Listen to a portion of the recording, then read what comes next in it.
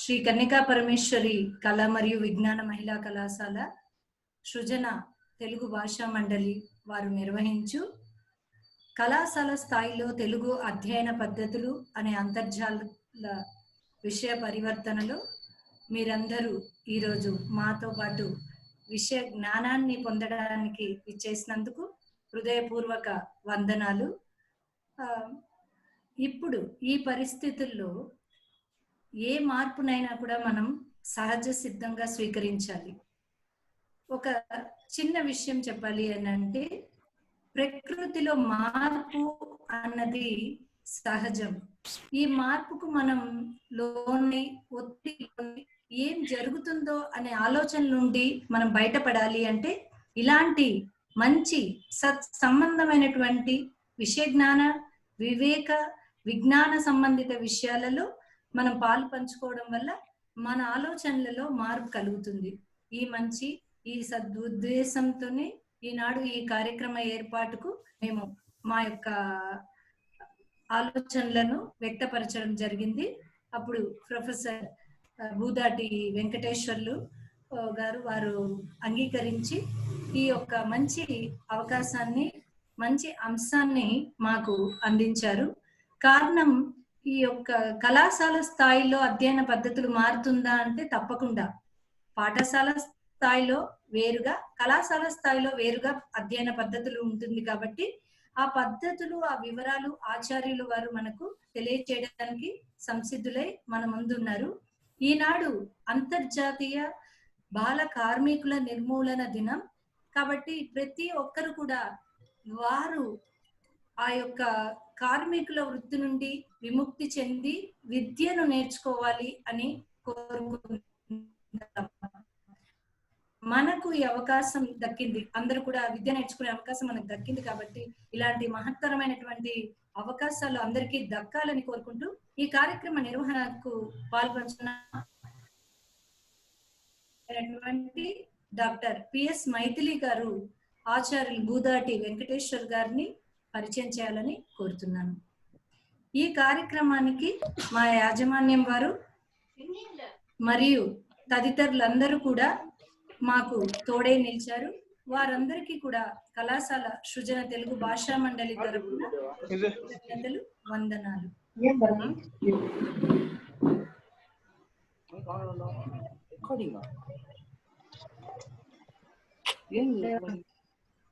Doctor Boodati Venkateshwar గారు బెనారస్ హిందూ యూనివర్సిటీలో ఆచార్యులు. మన కళాశాలలో వారు భాగ్యం.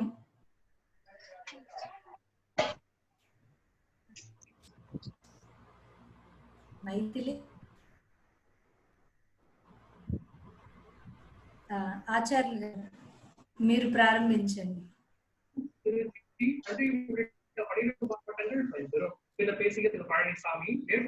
college principal.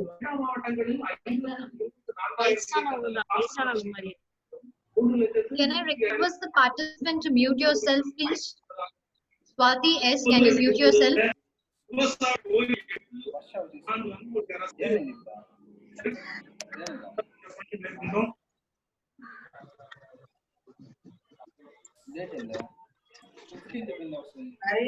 I request the participants to unmute your video and the audio.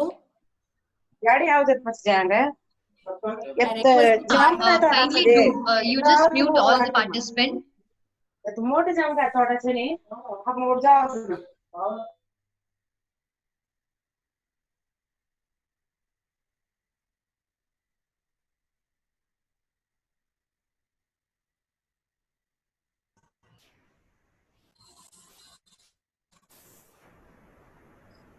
Maithili ma'am. Sir, me audio mute చేయబడి ఉంది సార్, అన్మ్యూట్ చేయండి సార్.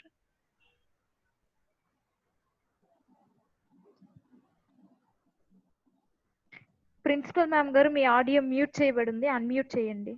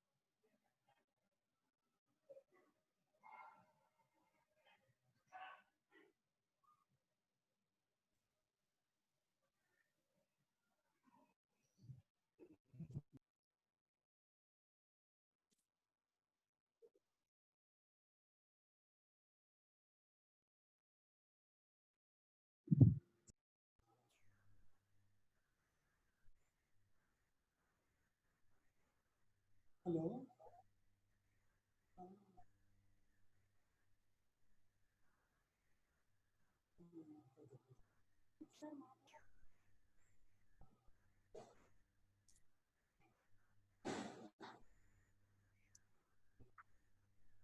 ఏమో ఏమిటి టెక్నికల్ ప్రాబ్లమా?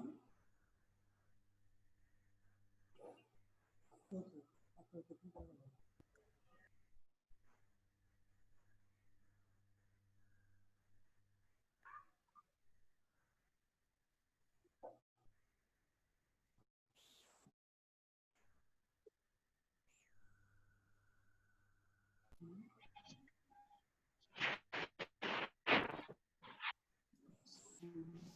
Maitri ma'am. ఇయర్ ఫోన్స్ లో ఉండే మైక్ ని సాహిత్య వాయిస్ కి దగ్గరగా పెట్టుకోండి సార్. సాహిత్య Maitri ma'am.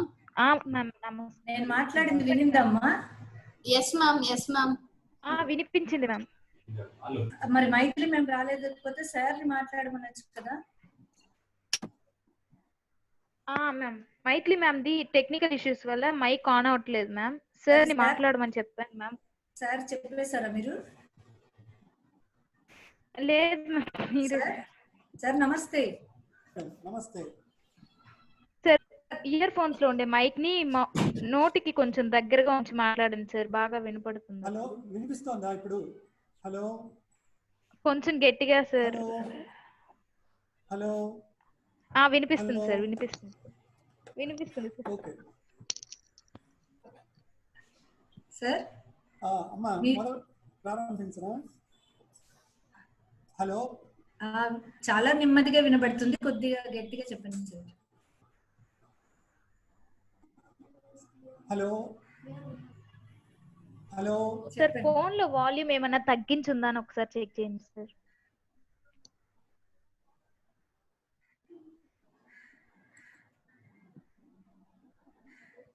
హలో సిస్టమ్ ముందే ఉన్నానమ్మా, నాకు ఫోన్లో వాయిస్ కాదు.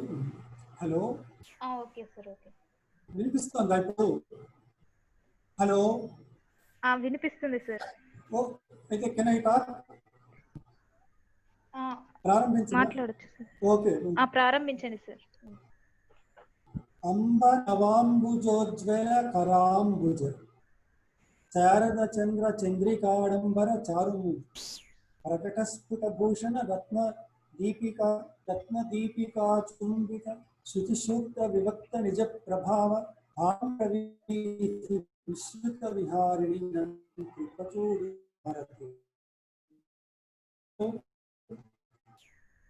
కాలాన్ని సద్వినియోగం చేసుకోవాలి అని పరమేశ్వరి కళాకారు ఏర్పాటు చేసిన ఈ సంగోష్ఠిలో పాల్గొనే అవకాశాన్ని నాకు కల్పించిన కళాశాల ప్రాచార్యులు మోహనశ్రీ గారికి, అలాగే మద్రాసు విశ్వవిద్యాలయ విద్యార్థిని ఈ కళాశాల అధ్యాపకులకి, వారి సహచరులకు అందరికీ నా కృతజ్ఞతలు తెలియజేస్తున్నాను.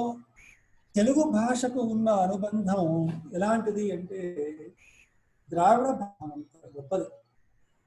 చెన్నైలో మన తెలుగు మూలాలు, తెలుగు భాషకు సంస్కృతికి మన మూలాలన్నీ కూడా, తెలుగు వాళ్ళన్నీ కూడా మద్రాసు సాంస్కృతిక ఒకప్పుడు మన సాంస్కృతిక రాజధానిగా పరిణమిన చెన్నై పేరు చెప్తే ఇప్పటికీ తెలుగు వాళ్ళు పరవశించిపోతుంటారు. మద్రాసు విశ్వవిద్యాలయం అన్నా, అలాగే అక్కడ ఉన్న తెలుగు వాళ్ళన్నా మా అందరికీ ఎంతో అభిమానం. వాస్తవంగా మాతృభాష పట్ల గల అభిమానానికి తార్కాణం ఎవరంటే మీరే. నిజమైన మాతృభాషా ప్రేమికులు ఎవరంటే మీరే. స్వరాష్ట్రంలో ఉంటూ ఇక్కడ ఆంధ్రదేశంలో ఇవాళ ఉభయ రాష్ట్రాల్లో తెలుగుకు సంబంధించి పడుతున్న ఆక్రోశం, ఆవేదన అంతా ఇంత కాదు అన్నది తెలుగు భాషా ప్రేమికులందరికీ తెలిసినటువంటి విషయం.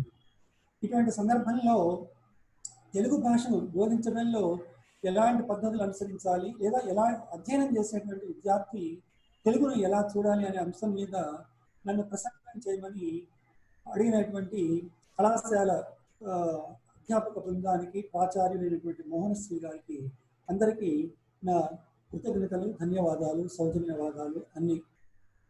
మరి మీ కన్యకా పరమేశ్వరి కళాశాలతో నాకు ఒక తీయని అనుబంధం. ఏమంటే మహాభారతం మీద మీ కళాశాల వారు ఏర్పాటు చేసినటువంటి లెక్చర్ చాలా గొప్పగా ఇప్పటికీ నా హృదయంలో తీయని మధుర స్మృతిలాగా మిగిలిపోయిందన్నమాట.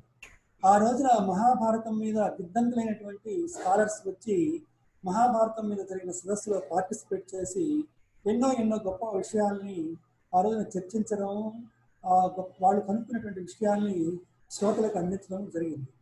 ఆ సందర్భంలో దేవళ్ళ చిన్ని కృష్ణయ్య గారు ఇవాళ మన మధ్య లేరు. వారి అధ్యక్షతలో ఇనాగరల్ సెషన్లో నేను పార్టిసిపేట్ చేయడం నాకు చాలా ఆనందకరమైనటువంటి విషయం. ఇప్పటికీ గుర్తు తెచ్చుకున్నప్పుడల్లా కూడా ఎంతో ఆనందపడుతుంటాను. అటువంటి కళాశాలలో ఇటువంటి నిజమైనటువంటి అవసరమైనటువంటి లెక్చర్ని చాలా గొప్ప విషయంగా భావిస్తున్నాను. ఏమమ్మా తెలుగమ్మ ఎక్కడ నీ చిరునామా అని కళాశాలల్లో వీళ్ళ పాఠశాలల్లో కూడా వెతుకునే స్థితి వచ్చింది.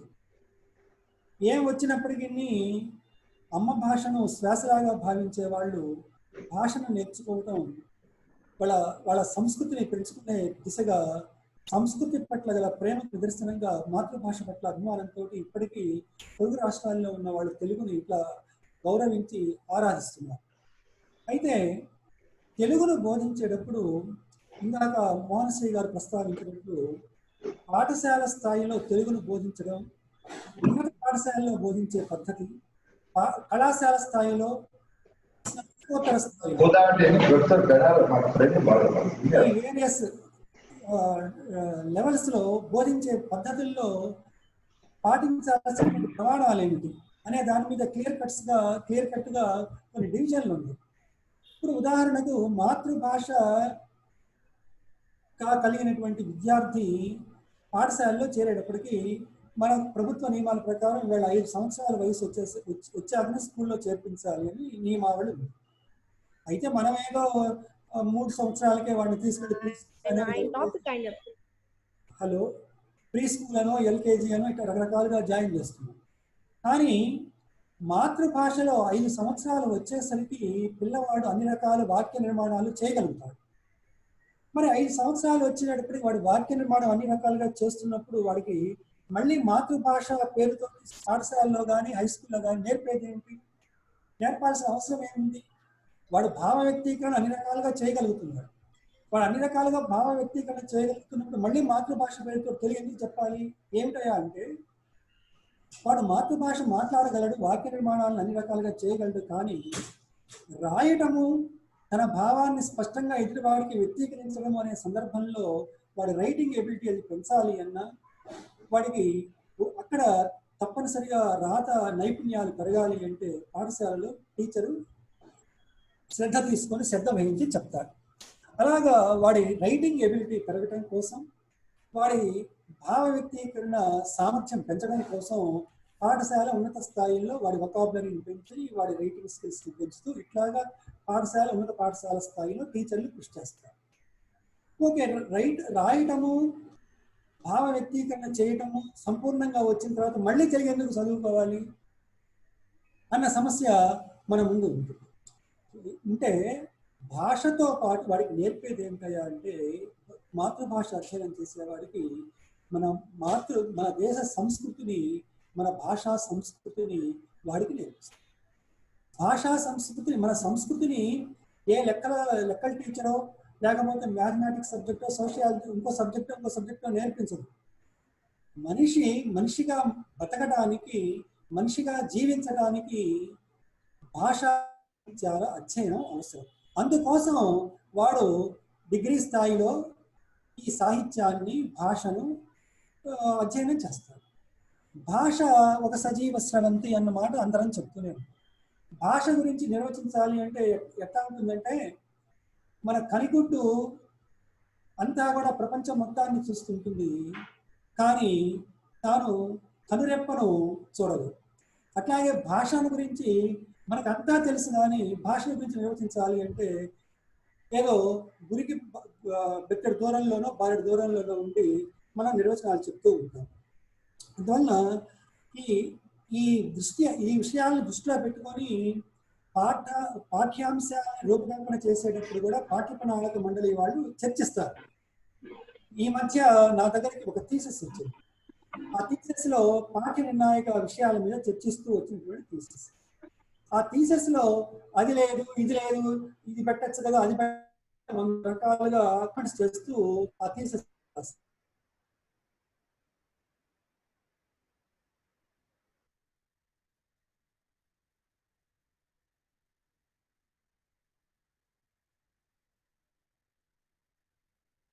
డైరెక్షన్లు ఇచ్చి ఇదిగో ఈ ఈ స్థాయిలో ఈ పాఠాలు ఉండాలి, ఈ స్థాయిలో ఉండాలి, ఈ రకమైన పాఠాలు ఉండాలి, వాళ్ళు డైరెక్షన్ ఇస్తారు. ఆ డైరెక్షన్ల మేరకే పాఠ్యాంశాలు జరుగుతుంది.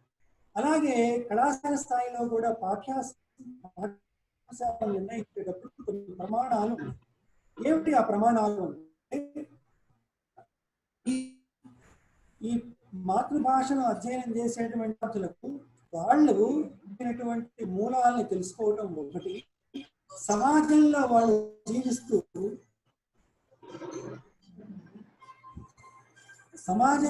జీవిస్తున్నప్పుడు వస్తుందండి అవతల వైపు నుంచి.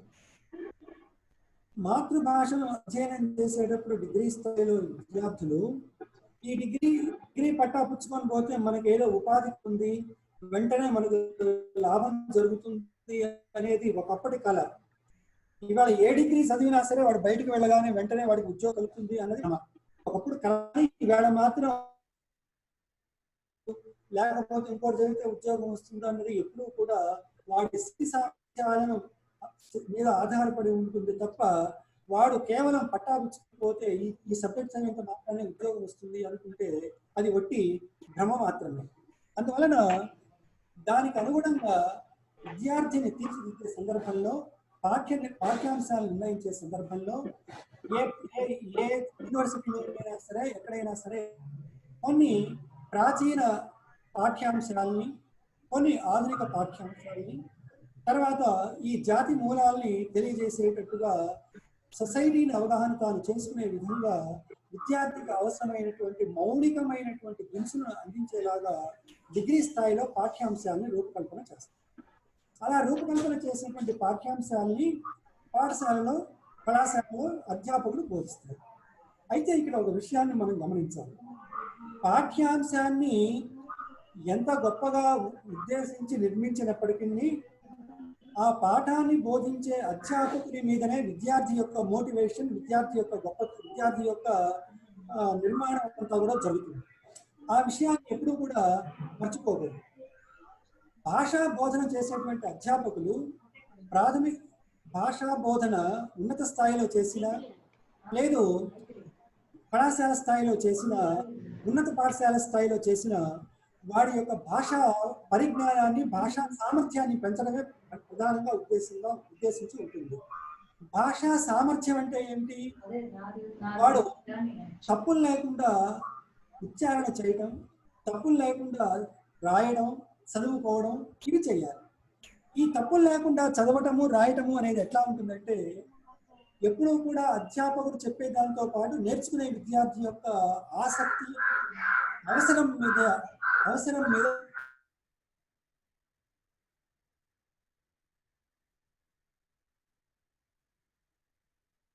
జరగాలి అనుకున్నప్పుడు తప్పనిసరిగా నేర్చుకుంటాడు. ప్రాథమికంగా భాషా సామర్థ్యాన్ని గురించి ప్రస్తావన చేసినప్పుడు నేను గమనించాను, డిగ్రీ కళాశాలలో పనిచేస్తున్నప్పుడు విద్యార్థులు మేము పాఠాలు చెప్పేటప్పుడు ద్రౌపది స్వయంవరం అని ఒక పాఠం ఉంది. దాదాపు పేపర్లు దిద్దడానికి వాల్యుయేషన్కి వెళ్ళినప్పుడు 80% విద్యార్థులు ఆ యూనివర్సిటీ స్థాయిలో ఉన్న పేపర్లలో ద్రౌపది అని చెప్పి రాసేవాళ్ళు, కానీ ద్రౌపది అని చెప్పేసి రాసేవాళ్ళు. ఏమిటి దీనికి కారణము అంటే నాకు స్ఫూరించిన కారణం, ద్రౌపది అనగానే పాంచాలి పంచభర్తృక అన్న డైలాగు వీళ్ళ మైండ్లలో మెదులుతుంది. కాబట్టి ద్రౌపది అనగానే ఈమె ఐదుగురు పాంచాలి అంటే అర్థం ఐదుగురికి భార్య అన్న అర్థం కాదు, పాంచాల రాజు యొక్క కుమార్తె అనే అర్థం. కానీ పాంచాలి అంటే పంచా ప్లస్ ఆలి అన్న అర్థంతో ఐదుగురిగా భార్య అన్న అర్థంలో ఊహించుకొని వాడు ఇక్కడ ద్రౌపది అనగానే వాడికి స్ఫురించి ద్రౌపది అని చెప్పి రాస్తున్నాడు. కానీ అది కరెక్ట్ కాదు. ద్రుపద రాజ కుమార్తె ద్రౌపది అన్న భావం వాడికి తెలిస్తే ఆ పిల్లవాడు తప్పు చేయడు. పిల్లవాడికి ఇది తెలియాలి అంటే ముందు టీచర్కి తెలుసు.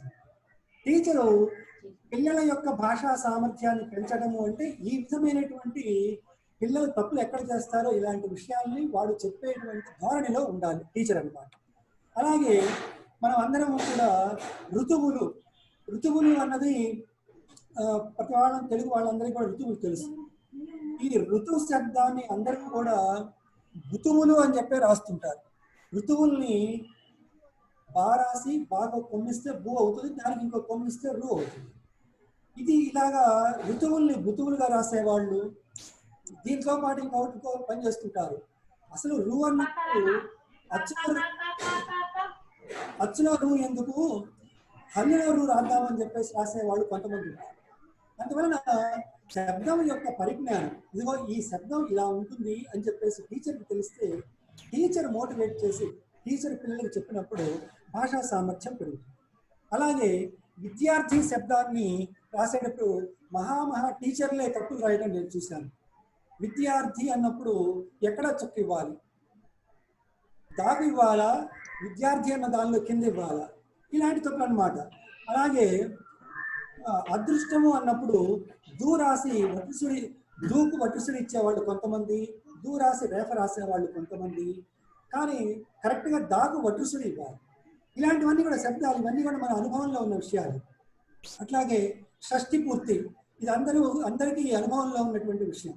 షష్ఠి పూర్తి అంటే షష్ఠి అని చెప్పేసి మహాప్రాణం రాస్తే మనం కరెక్ట్గా రాసినట్టు అనుకొని చెప్పేసి రాసిన యూనివర్సిటీ ప్రొఫెసర్లే ఉన్నారు. మరి ఇవి పేపర్ కొంచెం యాడ్స్ ఇచ్చేటప్పుడు షష్ఠి పూర్తి అన్నప్పుడు 60 ఏళ్ళు నిండిన సందర్భంగా చేసే దానిలో ఒత్తు టా ఉండదు, మొదటి టా ఉండాలి అని చెప్పేసి తెలుసుకోవాల్సినటువంటి అవసరం విద్యార్థికి ఉంది, చెప్పాల్సినటువంటి బాధ్యత టీచర్కు ఉంది. అట్లాగే ఉత్సవం అన్నప్పుడు తాకు సావత్తు ఇవ్వాలా, చావత్తు ఇవ్వాలా, ఇట్లాంటివన్నీ కూడా చాలా ఉన్నాయన్నమాట. ఒక్కాడించి అలాగే మూర్ధన్యం రాయాల్సి వచ్చినప్పుడు దంతముని రాయడం, దంతం రాయడం. ఒక్కాడించు అన్నప్పుడు ఒక్కాడించు అని. జయంతోత్సవం, జయంత్యుత్సవాలు, శ్రీ జయంత్యుత్సవం, జయంతి ప్లస్ ఉత్సవము జయంత్యుత్సవం. కానీ జయంతోత్సవము అని చెప్పేసి పత్రికల వాళ్ళు రాస్తున్నారు. పత్రికల వాళ్ళని చూసి మన వాళ్ళు కూడా టీచర్లు కూడా జయంతోత్సవం అని చెప్పేసి రాస్తుంటారు. కానీ అది కరెక్ట్ కాదు. ఇట్లాగా మన నిత్యము పరిచయమైనటువంటి పదాలు, మనం వ్యవహరిస్తున్న పదాల యొక్క రూపాల్ని విద్యార్థికి టీచర్ చెప్తున్నప్పుడు క్రమంగా అతనిలో ఉత్సాహం కలిగి తాను నిత్యము వ్యవహరిస్తున్న పదాల యొక్క రూపాలు ఇవి అని చెప్పేసి తెలుసుకొని పిల్లవాడు తప్పనిసరిగా భాషా సామర్థ్యాన్ని పెంచుకుంటాడు. అసలు ఈ సందర్భంలోనే ఒక విషయం ప్రస్తావన చేయాలి. అసలు మన భాష వ్యక్తీకరణ, భావ వ్యక్తీకరణకు పరికరం కదా భాష, పనిముట్టు కదా. అలాంటప్పుడు వాడి భావం అవతల వాడికి క్యారీ అవుతున్నప్పుడు ఎట్లా రాస్తే ఏంటి అనేటువంటి ఒక వ్యవహారం లోకంలో బయలుదేరింది. కానీ నేను ఏమని చెప్తానంటే, నువ్వు మాట్లాడేటప్పుడు నువ్వు ఎట్లా మాట్లాడినా అవతల వాడికి క్యారీ అవుతుంది, ఓకే.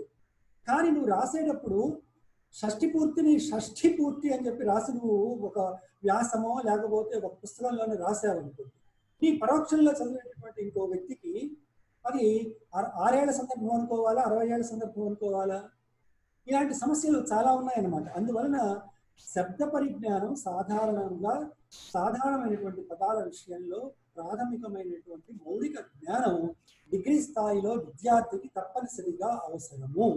అందుకోసం అవసరమైనటువంటి ప్రాథమికమైనటువంటి సంధులు. ఇప్పుడు వ్యాకరణము అనగానే ఓయబ్బో మేము చిన్నతనం నుంచి చదువుకుంటున్నాము, సవరణ దీర్ఘ సంధులు, గుణ సంధులు, ఎడాదేశ సంధులు అని చెప్పేసి మాట్లాడుతుంటారు. చిన్నతనం నుంచి నేర్చుకున్న ఆ తత్వాన్ని బోధపరుచుకుంటే మనిషికి ఆ సంధి సూత్రం యొక్క మౌలిక లక్షణాలను నువ్వు అవగతం చేసుకుంటే నువ్వు అనేక రకాలుగా సృష్టించుకోవచ్చు పదాలను. ఇప్పుడు ఉదాహరణకు విద్యార్థి శబ్దాన్ని విడదీయాలి అంటే, విద్యార్థి పదాన్ని చాలా మంది విడదీయగా నేను చూశాను, యూనివర్సిటీల్లోనే చూశాను. దానికి దీర్ఘమిచ్చి విడదీయాలి. విద్య అనేది ఆకారాంత స్త్రీలింగం, సంస్కృత శబ్దం కాబట్టి దీన్ని విడదీసేటప్పుడు విద్యా ప్లస్ అర్థి అని చెప్పేసి విడదీయాలి అని టీచర్కి తెలిస్తే టీచరు పిల్లలకు చెప్తాడు, పిల్లలు నేర్చుకుంటారు. ఎందుకంటే ఈ పిల్లలే కదా మళ్ళీ రేపు టీచర్లు మళ్ళీ నెక్స్ట్ జనరేషన్ చెప్పేది. అందువల్ల ఒక టీచర్ సమర్థుడైతే టీచర్ యొక్క ఇంపాక్ట్ తరగతి గదిలో అందరి మీద తయారు చేస్తారు. ఒక సమర్థుడైన విద్యార్థిని తయారు చేసి సమాజం మీద వదలడం కంటే మించిన సామాజిక స్పృహ ఉంటుందని నేను అనుకోను. తర్వాత మన సంస్కృతిని గురించి మన పాఠ్యాంశాలు బోధిస్తాయి. తెలుగు భాష, ఏ భాషా సాహిత్యాలైనా సరే, ఏ మాతృభాషా సాహిత్యమైనా సరే, ఒరియా వాళ్ళైనా సరే, కన్నడం వాళ్ళైనా సరే, తమిళం వాళ్ళైనా సరే, ఇంకా మరి హిందీ వాళ్ళైనా సరే, ఎవరైనా సరే మాతృభాషను వాళ్ళు ఎందుకు నేర్చుకుంటారు అంటే డిగ్రీ స్థాయిలో కానీ మరొక స్థాయిలో కానీ ఈ మౌలికమైనటువంటి భాష సామర్థ్యాలతో పాటు తమ జాతి సంస్కృతిని నేర్చుకోవడానికి, సాంస్కృతిక మూల్యాలను నేర్చుకోవడం కోసం తెలుసుకుంటారు.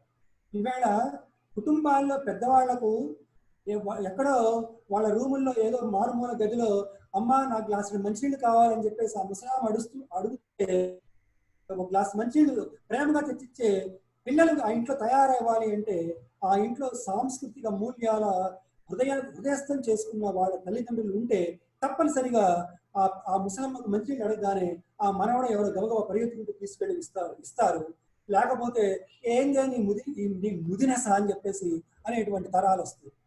ఆ తరాలు రాకుండా ఉండాలి అంటే మనం సంస్కృతి పేరుతోటి, ఈ సాహిత్యం పేరుతోటి మన సంస్కృతిని, మన కుటుంబ జీవనాన్ని చక్కదిద్దుకోవడానికి, మన సాంస్కృతిక మూల్యాలను నేర్చుకోవడం కోసం మనం పాఠాలని బోధిస్తాం. అందుకు అనుగుణమైనటువంటి పాఠాలని టెక్స్ట్ బుక్స్ లో రూపకల్పన చేస్తాం.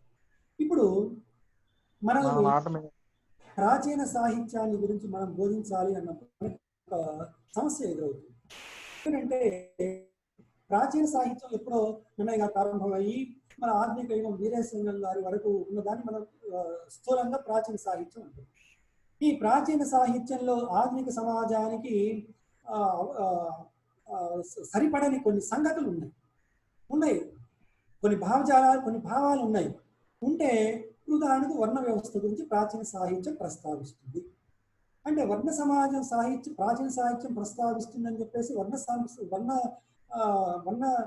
వర్ణ వ్యవస్థని ఎలా ప్రస్తావించిందని చెప్పి చదవడం కోసం ప్రాచీన సాహిత్యాన్ని చదువుతాడు ఇవాళ ఎవడన్నా? చదవరు. మన తాతలు, మన ముత్తాతలు ఇంట్లో ఉన్న బంగారం, వాళ్ళు వేసుకున్న నగలు మన ఇంట్లో ఉంటాయి. మన ఇంట్లో ఆ నగలుంటే వాటిని ఏం చేస్తాం మనము? ఆ నగల్ని, ఆ బంగారాన్ని మా తాత ముత్తాతలు ఏదో పనికిరాని చంద్రహారాలు చేసుకున్నారు, కంటలు చేసుకున్నారు అని చెప్పేసి ఆ బంగారాన్ని బయట పారేస్తున్నామా? దాన్ని మళ్ళీ మనకు అనుగుణమైనటువంటి నగల రూపంలో, మనకు కావాల్సినటువంటి మన పిల్లలకు యోగ్యమైన రూపంలో వాటిని మలుచుకుంటున్నాం. అలాగే ప్రాచీన సాహిత్యంలో ఆధునిక సమాజానికే కాదు, సర్వకాల సర్వావస్థలకు పనికొచ్చేటువంటి కొన్ని అపురూపమైనటువంటి మూల్యాలు ఉన్నాయి. ఆ మూల్యాలను తెలుసుకోవడం కోసం మనం ప్రాచీన సాహిత్యాన్ని మనం నేర్చుకోవాలి. ఆ ప్రాచీన సాహిత్యంలో అటువంటి పాఠ్యాంశాలనే ప్రస్తావిస్తారు, అట్లాంటి పాఠ్యాంశాలనే ప్రిస్క్రైబ్ చేస్తారు. ఉదాహరణకు ఇప్పుడు డిగ్రీ స్థాయిలో ప్రహ్లాద చరిత్ర ఉంది. ప్రహ్లాద చరిత్రలో బమ్మెర పోతన గారు ఒక అపరూపమైన పద్యాన్ని వాళ్ళ రాక్షసుడైన హిరణ్యకశిపుని నోట పలికిస్తాడు. ఏమిటంటే, నాయన నిన్ను గురుకులానికి పంపిస్తున్నాను, చదువగా వలైన జనులకు చదివించదని ఆర్యులొద్ద చదువు తండ్రి అని చెప్పేసి చెప్తాడు. నాయన నువ్వు చదువుకుంటే ఏమవుతుంది? చదివిన సదసద్వివేకము కలుగుతుందన్న. చదువుకుంటే మనిషికి సదసద్వివేకం కలుగుతుంది. అంటే మన లోకంలో వ్యవహరించేటప్పుడు ఏది మంచిది, ఏది చెడ్డది అనేది ఎవడి విచక్షణ జ్ఞానంతో వాడే నేర్చుకోవాలి. ఇప్పుడు ఉదాహరణకు ఇప్పుడు కరోనా వచ్చింది. ప్రభుత్వం మన మీద ఒత్తిడి చేసి ఒరే నువ్వు ఇళ్లలోనే ఉండరా అని చెప్పి అంత ఒత్తిడి చేయాల్సిన అవసరం ఏమిటి? ప్రాణం నీది, నీ ప్రాణాన్ని నువ్వు కాపాడుకోమని ప్రభుత్వం నీ కోసం హెచ్చరికలు చేస్తోంది. ఆ హెచ్చరికలను కూడా పాటించకుండా నేను పోతాను, ఎవడైనా చేస్తాడో చూస్తానని చెప్పేసి రోడ్డు మీదకి పోయి పోలీసులు చేత లాఠీ దెబ్బలు తిని నువ్వు మళ్ళీ ఇంట్లోకి రావడం, ఇది సదసద్వివేకం కాదు. ఈ వివేక జ్ఞానం, విచక్షణ జ్ఞానం నీకు నువ్వు అందరూ తెలుసుకోవడం కోసం ఈ విద్య నీకు అందిస్తుంది. విద్య వల్ల నువ్వు పొందే జ్ఞానం ఏమిటంటే అదనమాట. మరి ఈ విలువను గురించి, ఈ మౌలికమైన సత్యాన్ని గురించి ఈ బమ్మెర పోతన ప్రహ్లాద చరిత్రలో చెప్పాడు. మరి ఈ పద్యాన్ని మనం తీసేస్తామా? ఈ పద్యాన్ని ఆధునిక సమాజంలో మనం వర్తించదని చెప్తామా? అలాగే శకుంతలోపాఖ్యానం ఉన్నది. శకుంతలోపాఖ్యానంలో శకుంతల తన బిడ్డను తీసుకొని దుష్యంతుడి దగ్గరికి వెళుతుంది. అసలు శకుంతలోపాఖ్యానమే ఇక్కడ చాలా చాలా రిలేటెడ్. ఎలాగంటే అవకాశం దొరికిన ప్రతి పురుషుడు కూడా ఒక దుష్యంతుడు లాగానే ప్రవర్తిస్తారు. అటువంటి సందర్భంలో శకుంతల లాగా మోసపోకుండా తనను తాను ఎలా తీర్చిదిద్దుకోవాలి, తనను తాను ఎలా కాపాడుకోవాలని చెప్పడానికి ఆ పాఠం ఒక హెచ్చరిక. శకుంతల ఆ బిడ్డను తీసుకొని ఇప్పుడు దుష్యంతుడి దగ్గరకు వెళ్ళి దాంపత్య ధర్మాన్ని గురించి ఎన్నో రకాలుగా వాడికి బోధిస్తుంది. ఇవాళ సహజీవనం పేరుతో పెళ్ళక్కర్లేదు, పెళ్లితో అవసరం ఏమున్నది, మెడలో ఎందుకు తాళి దానికి విలువే ఖాళీ అని చెప్పేసి ప్రచారాలు చేసి మాకు ఇవేం అక్కర్లేదు, మేము సామాజిక జీవనం చేస్తాము, సహజీవనం చేస్తాము అనేటటువంటి హెచ్చరిక. దాంపత్య ధర్మాన్ని గురించి శకుంతల చెప్పినటువంటి అవి కాపురాల్ని పాడు చేసుకునే భ్రష్టులందరికీ కూడా అదొక గైడ్ లైన్స్ అనమాట. కాపురాన్ని ఎలా పండించుకోవాలో శకుంతల చెప్తుందన్నమాట దాంపత్య ధర్మాన్ని గురించి. ఆ సందర్భంలో ఒక అపూర్వమైనటువంటి పద్యం ఉంది. చాలా మంది ఈ పద్యాన్ని ఏం చేస్తారంటే ఊరిక పద్యభావం చెప్పి వదిలేసేయటమో లేదా పట్టించుకోకుండా వదిలేస్తుంటారు. ఏంటంటే ఆ పద్యం, విపరీత ప్రతిభాషలేమిటికి మీనాథ ఈ పుత్రగాత్ర పరిష్వంగ సుఖంబు సేకరి ముక్తాకార కర్పూర సాంద్ర పరాగ ప్రసరంబు ఉద్యమే జీవులకు పడు సీకమే అని చెప్పేసి అంటారు. అంటే ఓ దుష్యంత మహారాజా, ఈ పిల్లవాడిని ఒక్కసారి నీ హృదయానికి హత్తుకొని చూడు. ఈ పిల్లవాడిని నీ హృదయానికి హత్తుకొని చూసినప్పుడు నీ హృదయంలో కలిగేటటువంటి ఒక రక్తదగ్ధమైన రక్తనిష్టమైన ఒక ఫీలింగ్ ఉన్నదే, ఒక భావన. ఆ భావనను భౌతికమైనటువంటి మూల్యాలు ఉన్నాయి. ఏమిటి? ఇప్పుడు చాలా మనం సినిమాల్లో చూస్తుంటాం, రాజుల మెడలలో 5-6 పేటలు, బాగా 10-12 పేటలు ఉన్న ముత్యాల హారాలు చూస్తుంటారు. ముత్యాల హారాలను ధరించే దేనికంటే శైత్యం కోసం, శీతలత్వం కలగడం కోసం, శరీర తాపం చల్లారడం కోసం.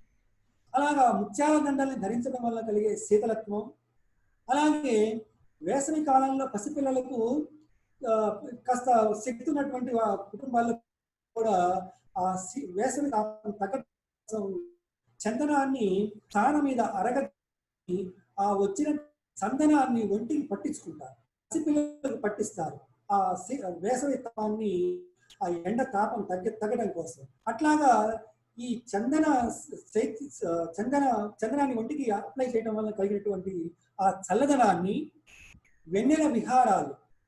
వెన్నెల విహారం అంటే బాగా ఏ పున్నమి నాడో నిర్మలమైన ఆకాశంలో విరగబూస్తున్నటువంటి వెన్నెల సమయంలో ఏ నదీ తీరంలోకో, ఏ అపార్ట్మెంట్లలోనో, ఏ ఆరు బయటలో ఉండి ఆ వెన్నెల్ని ఆస్వాదిస్తుంటే హృదయంలో కలిగే అనుభూతి, ఈ భౌతికమైన నీకు కలిగేటువంటి అనుభూతులు అన్నింటినీ కూడా ఈ పిల్లవాడిని హృదయానికి దగ్గరగా గట్టిగా కౌగలించుకున్నప్పుడు కలిగేటువంటి అనుభూతితోటి ఒక్కసారి పోల్చి చూసుకోమని చెప్పి శకుంతల చెప్తుంది.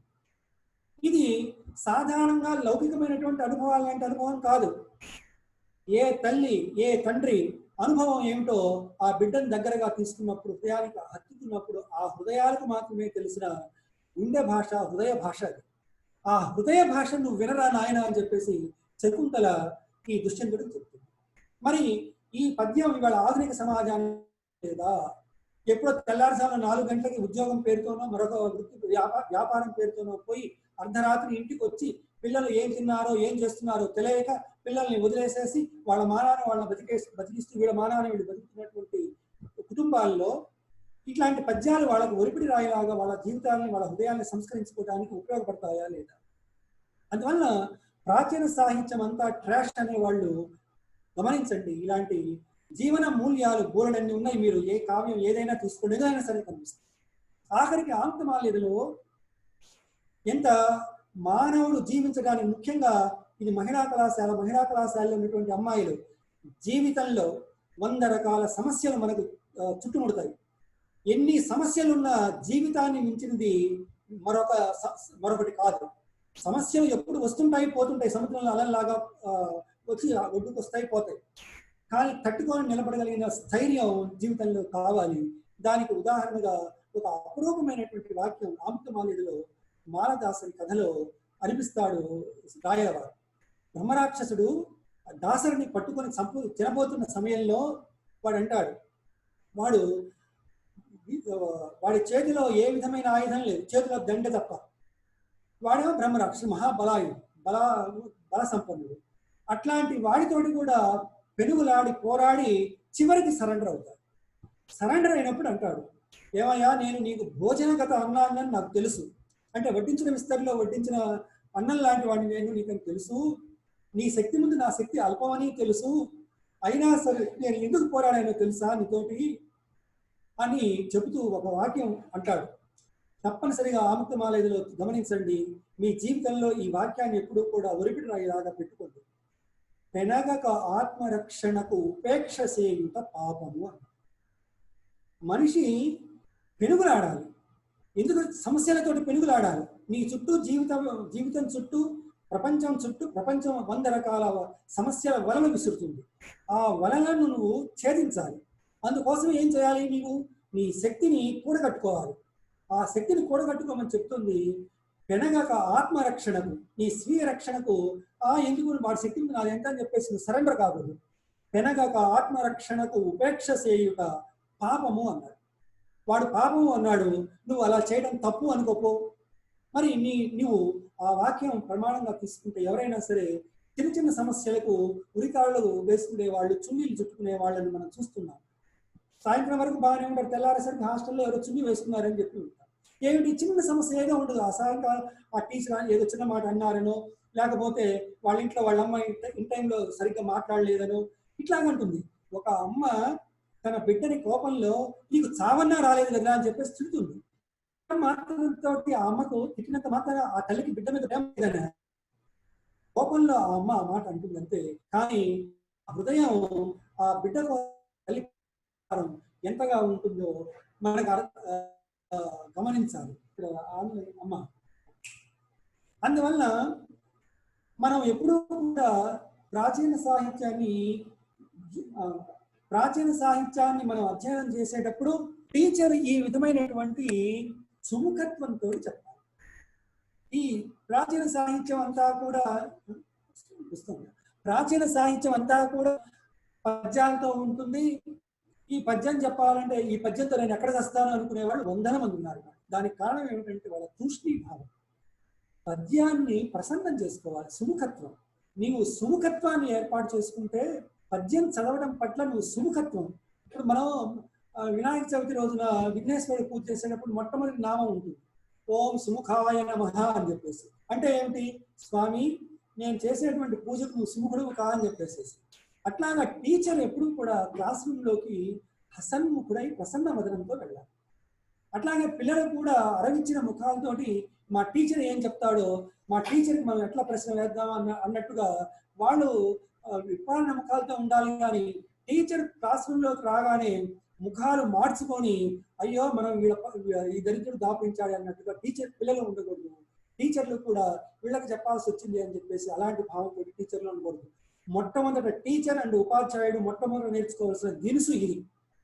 మనం వెళుతున్నటువంటి క్లాస్ రూమ్ ను ప్రేమించాలి, మన క్లాస్ రూమ్ లో విద్యార్థిని ప్రేమించాలి, మన పాఠాన్ని ప్రేమించాలి, మన పాఠశాల మన కళాశాలను ప్రేమించాలి. ఆ ప్రేమ లక్షణంతో సుముఖత్వంతో మనం వెళ్ళినప్పుడు పాఠం ఫలవంతం అవుతుంది. అలాగే ఈ ప్రాచీన సాహిత్యాన్ని బోధించేటప్పుడు మనము ఈ పద్యాన్ని చదివేటప్పుడు వాక్యం ఎక్కడ విరుగుతోంది, వాక్యాన్ని ఎక్కడ సింటాక్స్, పద్యంలో ఉన్న సింటాక్స్ నువ్వు పట్టుకుంటే అక్కడ విరిచి చెప్తే పద్యం యొక్క భావం నువ్వు చదివినప్పుడే విద్యార్థికి అవగతం అవుతుంది. చాలా మంది ఏం చేస్తారంటే పద్యాన్ని పాడాలంటారా లేదా మామూలు వచనంలాగా చదవాలంటారా అని కొంతమంది అడుగుతుంటారు. అయ్యా పద్యాన్ని నువ్వు ఏ షణ్ముఖ ఆంజనేయ రాజు లాగానో లేకపోతే ఏవి సుబ్బారావు లాగానో ఘంటసాల వెంకటేశ్వరరావు లాగానో పద్యాన్ని క్లాస్ రూమ్లో పాడక్కర్లేదు. పాడకపోతే నష్టం ఏం లేదు. అలాగని నీరస వచనంలాగా చదివి పద్యం యొక్క ఆయువును పెంచటం మహా అపరాధం. పద్యం యొక్క లయ, పద్యం యొక్క భావగతమైనటువంటి భావ లయను పద్యాన్ని చదవాలి. ఎలా అంటే ఉదాహరణకు ఏదైనా మీ ఇష్టం ఏ పద్యం అయినా సరే ఒకటి తీసుకోండి. బాగా ప్రసిద్ధమైనటువంటి ఒక పద్యాన్ని మీకు పరిచయమైనటువంటి పద్యాన్ని ఏం చెప్పచ్చు అంటే భారతంలోది భారతంలో పద్యం ఒకటి చెప్తాను. ఏమిటంటే ఆది పర్వంలో జనమేజయ మహారాజు సత్రయాగం చేస్తారు. ఆ సత్రయాగం చేసే సందర్భంలో ఒక కుక్క ఆ ప్రాంతానికి వస్తుంది.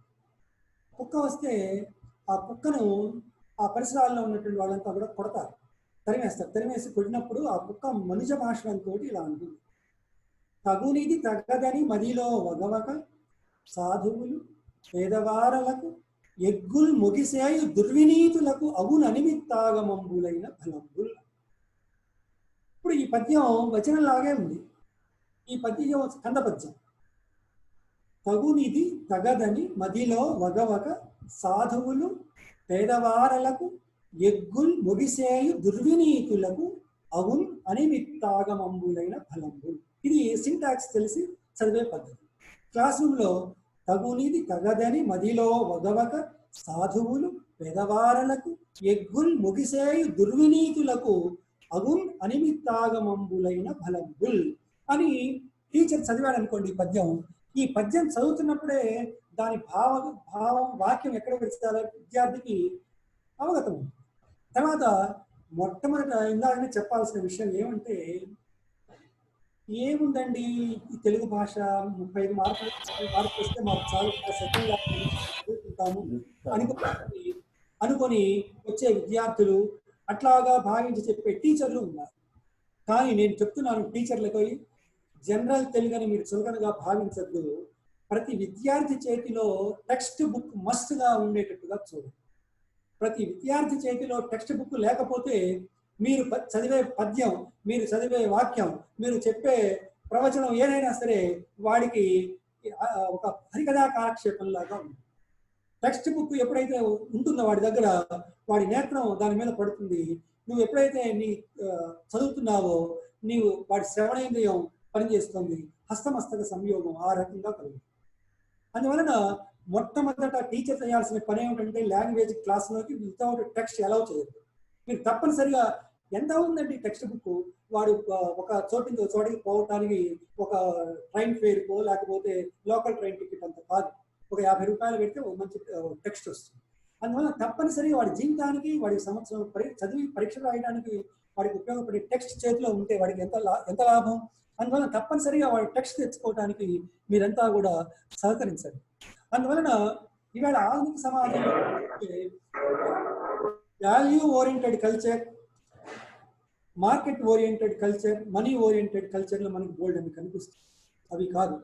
మార్కెట్ ఓరియంటెడ్ కల్చర్ కాదు, మనీ ఓరియంటెడ్ కల్చర్ కాదు. సాహిత్యం బోధించేది వాల్యూ ఓరియంటెడ్ కల్చర్ని బోధిస్తుంది. అందువలన భాష నేర్చుకోకపోతే వచ్చే నష్టం ఏమిటో, సాహిత్యం నేర్చుకోకపోతే వచ్చే నష్టం ఏమిటో టీచర్కి తెలిసి ఉండాలి. అది విద్యార్థులకు వాడు కన్వే చేయగలగాలి. ఇందాక చెప్పానే, గట్టిగా కాదని హృదయ భాష, ఇది ఇట్లాంటి భావాలు ప్రతి భాషా సాహిత్యంలోనూ ఉంటాయి. ఇంగ్లీష్లో ఇట్లాంటిదే సేమ్.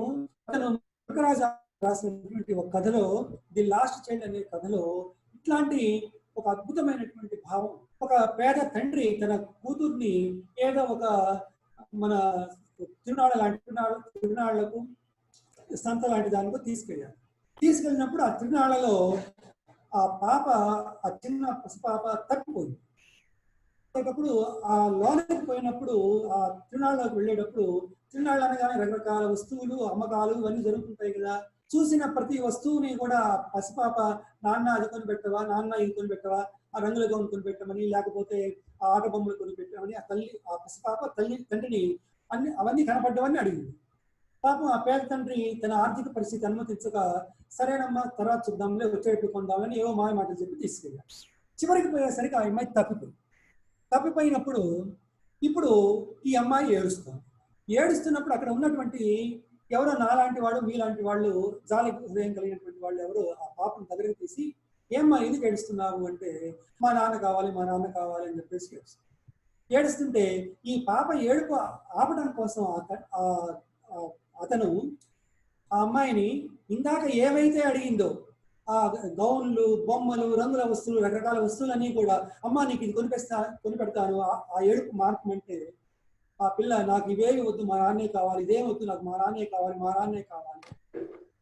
అంటే ఇందాక శకుంతల ఏదైతే చెప్పిందో తండ్రి విషయంలో, ఇక్కడ పసిపిల్ల విషయంలో రచయిత అదే చెప్పారు. ఇలాంటి సుకుమారమైన సున్నిత భావనల్ని హృదయాన్ని మెత్తపరిచేటువంటి వ్యవహారం, హృదయ సంస్కారాన్ని పోలి చేసే వ్యవహారం సాహిత్యం ద్వారానే జరుగుతుంది. అందువల్ల సాహిత్యాన్ని మనం విద్యార్థులకు అందుకోసం నేర్పుతాము. అంతే తప్ప డిగ్రీలో తెలుగు తీసుకోవడం వల్ల వస్తాయి అదనపు ఆనుషంగిక ప్రయోజనాలు, లాభాలు సమకూరుతాయి, ఉద్యోగాలు వస్తాయి. వీటన్నిటితో పాటు వీటన్నింటినీ మించినటువంటి జీవితాన్ని సంస్కరించుకోవడానికి, జీవితాన్ని దిద్దుకోవడానికి అవసరమైనటువంటి సాహిత్యపు మూల్యాలు మనకు దొరుకుతాయి అన్నమాట. తర్వాత ప్రాచీన సాహిత్యాన్ని చదివే పద్ధతి చెప్పాను. ఇందాక ఇట్లాంటి మనకు అక్కర్లేనటువంటి భావజాలు, ఫ్యూడల్ వ్యవస్థ, రాజరిక వ్యవస్థ ఇలాంటివి వస్తాయి. వాటిని ఒమిట్ చేస్తాం, వాటిని మినహాయిస్తాం. వాటిని మినహాయించి ఇట్లాగా కనిపించినటువంటి అపరూపమైన భావాల్ని, శాశ్వత మూల్యాల్ని, అవి చెప్పినటువంటి వాటిని మనం తీసుకొని చెప్తాం. ఉదాహరణకు మీకు కుమారాష్ట్ర విద్యా ప్రదర్శన అనే పాఠం ఉన్నది ఆదిపర్వంలో. ఇందులో కుమారాష్ట్ర విద్యా ప్రదర్శనలో మీకు డిస్టర్బెన్స్ వాయిస్ వినిపిస్తుంది. కుమారాష్ట్ర విద్యా ప్రదర్శనలో ఒక వచనం ఉన్నది స్టార్టింగ్ లోనే. ఏమనంటే, మన పిల్లలు ద్రోణాచార్యుని వద్ద కౌరవులు పాండవులు శస్త్ర విద్యలు బాగా నేర్చుకున్నారు, వాళ్ళ యొక్క విద్యా ప్రదర్శనను ఒకసారి మనం చూస్తే బాగుంటుంది అని చెప్పేసి వెళ్ళి మిత్రుడు చెప్పాడు. ద్రోణాచార్యుడు వెళ్ళి చెప్పారు. చెబితే అప్పుడు సరే అని చెప్పేసి మనం ఇవాళ ఆడిటోరియంలో ఎట్లాగా పెద్ద పెద్ద క్రీడా ప్రాంగణాలను ఏర్పాటు చేస్తామో అలాగా ఈ పిల్లలు తమ అస్త్రశస్త్ర విద్యను ప్రదర్శించడానికి అవసరమైన రంగాన్ని ఏర్పాటు చేయమని చెప్తారు. ఆ చెప్పే సందర్భంలో ఒక వచనం ఉన్నది, మీరు చూసే ఉంటారు టీచర్లు. ధృతరాష్ట్రుడు అలా చెప్పేసరికి కుమారుల విద్యా సందర్శన రంగము రమ్యముగా చేయించుమని విధులను పంచిన విధులుని ఆదేశించాడు. కుమారుల మన పిల్లలు వాళ్ళ అస్త్రశస్త్ర విద్యలు ప్రదర్శిస్తారు, అవసరమైన ఏర్పాట్లు చేయమని, క్రీడా ప్రాంగణాన్ని ఏర్పాటు చేయమని చెప్పాడు. ఆ ప్రాంగణాన్ని సన్నద్ధం చేయమని చెప్పాడు. అప్పుడు వాడు వల్లయ్యని సరేనని శాస్త్ర విహిత ప్రమాణోపేత వృత్తాయామంబును. ఇవాళ ఒక ప్లే గ్రౌండ్ ఏర్పరచాలి అంటే మన ఇష్టం వచ్చినట్టు ఏర్పాటు చేస్తారా? దానికి కొన్ని ప్రమాణాలు ఉన్నాయి. ఇదిగో ఇంత లెంత్ ఉండాలి, ఇంత విడ్త్ ఉండాలి అని చెప్పేసి, పొడవు, వెడల్పులు, ఇంత వైశాల్యం అన్నీ లేవు. అట్లాగా శాస్త్ర విహిత ప్రమాణ ఉపేత వృత్తాయామంబును అన్నాడు. తర్వాత దాన్ని ఎట్లా చేయాలో చెప్పాడు. ఆ ఓపెన్ ప్లేస్ ని అపాకృత వృక్ష గుల్మ వల్మీక వల్లీకంబును అంటే ఒక ప్రదేశాన్ని చూడగానే మొట్టమొదటి ఏం చేస్తాం మనము, ఆ ప్రదేశంలో చెట్లు ఏమన్నా ఉంటే చెట్లు కొట్టిస్తాం. అట్లాగే అక్కడ ఉన్నటువంటి కుట్టలు గుట్టలు ఏమన్నా ఉంటే వాటిని తీసేయిస్తాం. ఆ తర్వాత ఇంకా ఏం చేస్తాము, అంగీకృత పూర్వోత్తర ప్లవంబులు, అక్కడ నిమ్నోన్నతాలు ఏమైనా ఉంటే, ఎత్తుపల్లాలు ఉంటే వాటన్నింటినీ చదువు చేయిస్తాం. ఆ చదువు చేయించడము. అట్లాగే దూరీకృత కంటక పాషాణ శల్య శకలంబులు, ఆ గ్రౌండ్లో ఏదైనా నడుస్తుంటే రాళ్ళు, ముళ్ళు, కోసురాళ్ళు ఇలాంటివి ఏమన్నా ఉంటాయి, గుచ్చుకుంటాయేమో అని చెప్పేసి ఏరిస్తాం. అలాగా ఏరించాడట.